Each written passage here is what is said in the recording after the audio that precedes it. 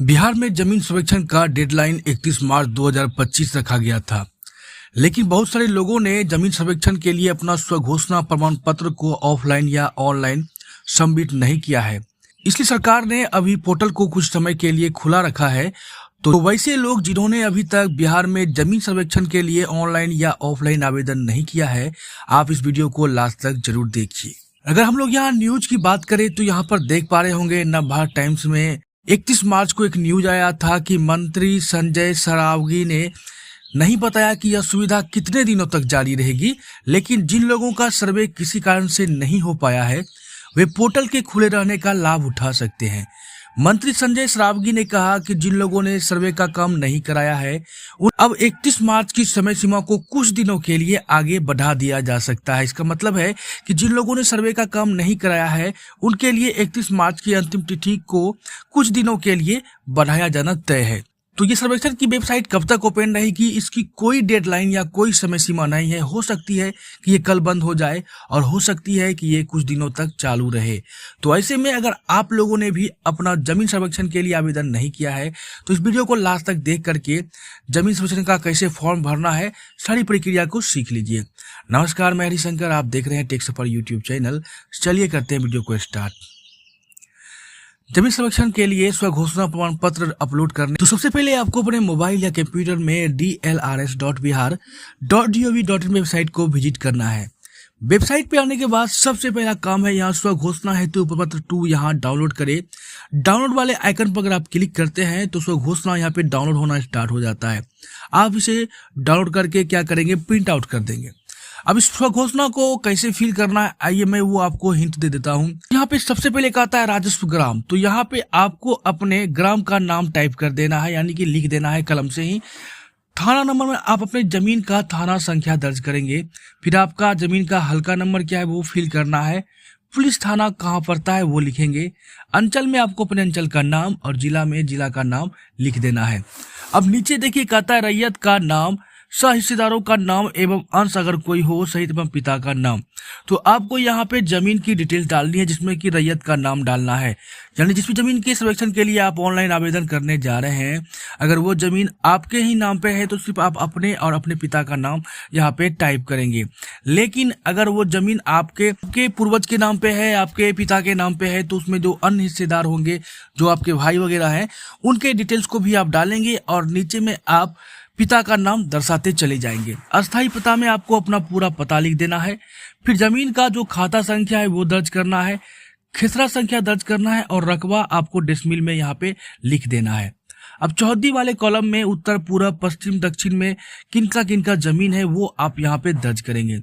अगर आप चाहे तो इसे ऑनलाइन जमाबंदी 2 पंजी देख करके ये सारी डिटेल्स को निकाल भी सकते हैं। बस आपको कोई भी जानकारी जैसे कि रैयत का नाम, खाता, खसरा या जमाबंदी संख्या में से हो तो आप सारी डिटेल्स को ऑनलाइन निकाल सकते हैं। अब यहाँ पे चौहद्दी लिखने के बाद किस किस्म की जमीन है, जमीन का किस्म दर्शा देना है और शेष को छोड़कर लगान, यानी कि आपका टोटल भी कितना लगान बाकी है जमीन पर वो लिख देना है। फिर उसके बाद जमाबंदी नंबर लिखना है।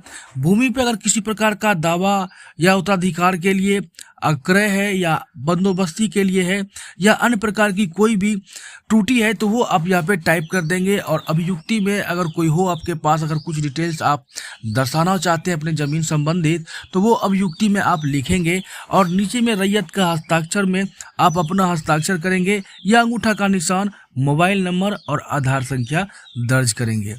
ये चीजें दर्ज कर देने के बाद आपको क्या करना है कि इसका एक फोटो अपने मोबाइल में क्लिक कर लेना है। अगर आप मोबाइल से अप्लाई कर रहे हैं, क्लिक करने के बाद आप इसे स्कैन करके रख लेंगे। इसके बाद यहाँ पे वंशावली हेतु प्रपत्र 3.1 को भी यहाँ पे डाउनलोड पर क्लिक करना है और इसे डाउनलोड कर लेना है। मैं आपको बताना चाहूंगा कि वंशावली में वंशावली को किसी भी प्रकार से अटेस्टेड करवाने की कोई आवश्यकता नहीं है। जैसे कि पहले वंशावली या तो आप ग्राम पंचायत सचिव के द्वारा बनाते थे या मुखिया जी के द्वारा, या आपको वंशावली ऑनलाइन ब्लॉक स्तर पर बनाना पड़ता था। लेकिन सर्वेक्षण में सिर्फ आपको अपना वंशावली का जो पूरा डिटेल्स है वो फिल करना है और खुद का ही हस्ताक्षर करके आपको इसे पोर्टल पर सबमिट कर देना है।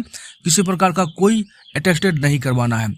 तो वंशावली 3.1 में देख लीजिए, सेवा में सिविल प्रभारी, तो अंचल में आपको अपने अंचल का नाम टाइप करना है। जिला का नाम टाइप कर देना है। अब यहाँ पे कहता है महाशय उपरोक्त विषय के संबंध में सूचित करते हुए कहना है कि मैं या हम लोग। मैं में यानी कि अगर आप अकेले हैं अपने घर में तो आप एक आदमी में जैसे श्री श्रीमती में अपना नाम और पिता का नाम टाइप करेंगे। लेकिन अगर आप 2 3 4 जो भी जितने भी आपके भाई होंगे अगर वो आप सारे हैं तो सारे का नाम आप यहाँ पे टाइप करेंगे। अब यहाँ पर देख लीजिए 1 2 3 मात्र 3 ही कॉलम दिया गया है यहाँ वंशावली में। तो अगर आप 5 भाई हैं तो क्या करना है कि आपको इस प्रपत्र को 2 बार प्रिंट आउट करा लेना है। 3 भाई का डिटेल्स इस प्रपत्र में और 2 भाई का अगले प्रपत्र में डिटेल्स को फिल करना है। अब नीचे में थाना, अंचल, जिला और जाति को लिख देना है। आपका कहाँ के निवासी है ग्राम भी यहाँ पर आपको लिखना है।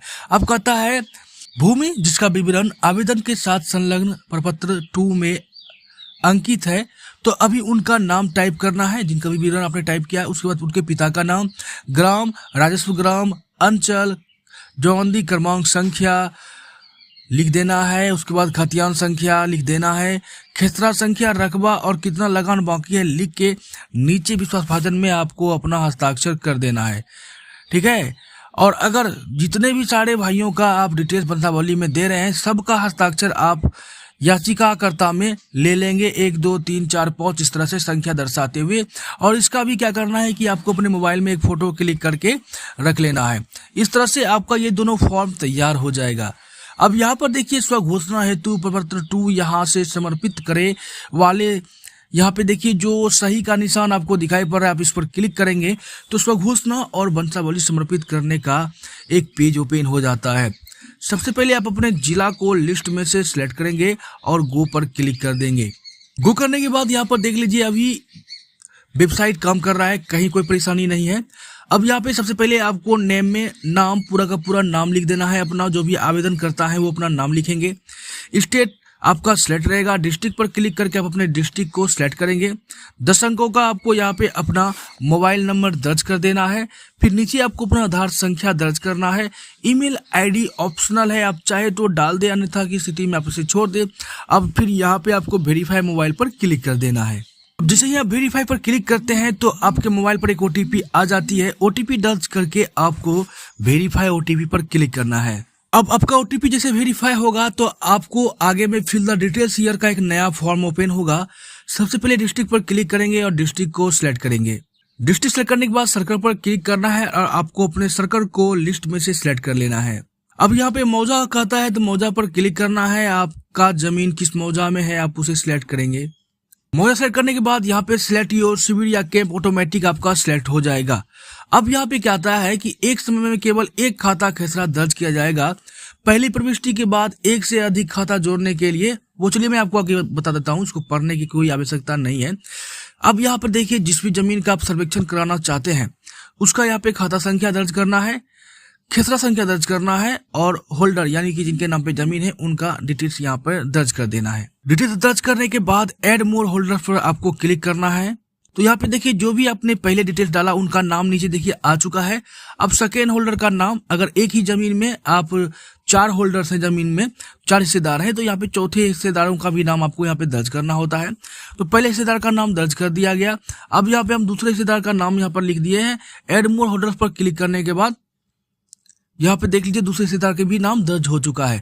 इस तरह से आप लोग अपने अन्य हिस्सेदारों का नाम यहाँ पे दर्ज कर देंगे। अब यहाँ पे कहता है अपलोड प्रपत्र 2 एंड 3.1।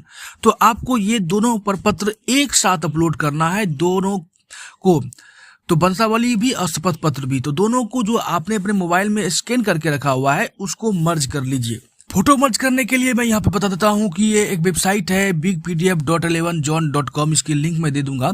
यहाँ आने के बाद आप सेलेक्ट फाइल पर क्लिक करेंगे, फोटो या ब्राउज में जाएंगे। आप मोबाइल में अपने जहां भी फोटो क्लिक करके रखा हुआ है अपना वो वंशावली का और शपथ पत्र का, आप उसे यहाँ पर सिलेक्ट कर लेंगे।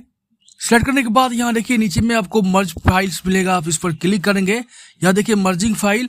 अब यहाँ पे देखिए डाउनलोड पीडीएफ आ गया, आप इस पर क्लिक करेंगे तो ये आपका मर्ज होके चला आएगा। इस तरह से आपको अपने फोटो को क्या करना है, मर्ज करके पीडीएफ बना लेना है। उसके बाद यहाँ पे देखिए choose PDF, upload PDF, choose file पर क्लिक करना है। फोटो एंड वीडियोज को सिलेक्ट कर लेना है। अब यहाँ 3 डॉट पर हम क्लिक करेंगे, डॉक्यूमेंट्स में जाएंगे और जहां भी आपका प्रपत्र है आप उसे सिलेक्ट कर लेंगे। सेंड करने के बाद ये यहाँ पे चला आता है। अब बस यहाँ पे आपको क्या करना है, सेव वाले ऑप्शन पर क्लिक करना है। जैसे आप इसे सेव करते हैं तो स्वघोषणा हेतु प्रपत्र आईडी आपको प्राप्त हो जाता है। हाँ, आपको क्या करना है, इस आईडी को नोट करके रख लेना है। ये आईडी आपको भविष्य में काम देगा और आपका सर्वेक्षण की स्थिति भी इससे पता लगती रहेगी। ओके पर हम क्लिक करेंगे। क्लिक करने के बाद यहाँ पे देखिए आपको एक रिसिप्ट प्राप्त हो जाता है। अब रिसिप्ट को आप यहाँ पर क्या करें, प्रिंट कर ले। तो प्रिंट का ऑप्शन कहीं नहीं दिखाई पड़ेगा मोबाइल में, आप शेयर वाले ऑप्शन पर क्लिक करेंगे और यहाँ पर प्रिंट वाला ऑप्शन मिल जाएगा। आप इस पर क्लिक करके आप इसे सेव करके रख लेंगे। अब जैसे ये आपका सेव हो जाएगा तो बैक टू होम पर आपको क्लिक कर देना है। अब यहाँ पर आप अपने सर्वेक्षण की स्थिति देखने के लिए अपलोड किए गए स्वघोषणा वंशावली यहाँ देखे वाले चेकबॉक्स पर क्लिक करेंगे तो एक पेज ओपन हो जाएगा। अभी जो आपको रेफरेंस आईडी मिला है वो रेफरेंस आईडी संख्या आपको यहाँ पर डाल करके सर्च पर क्लिक कर देना है, तो आपका सर्वेक्षण का स्थिति भी यहाँ से पता चल जाएगा। तो इस तरह से आप लोग बिहार में अपने जमीन का सर्वेक्षण का ऑनलाइन आवेदन कर सकते हैं। तो समय कम है, कब बंद हो जाए वेबसाइट हमें भी पता नहीं है और ना ही किसी प्रकार की कोई घोषणा हुई है। अगर आपने इस वीडियो को लास्ट तक देखा है तो मैं अंत में आपसे यही कहना चाहूंगा कि जल्द से जल्द जाएं और आवेदन पूरा करें। धन्यवाद।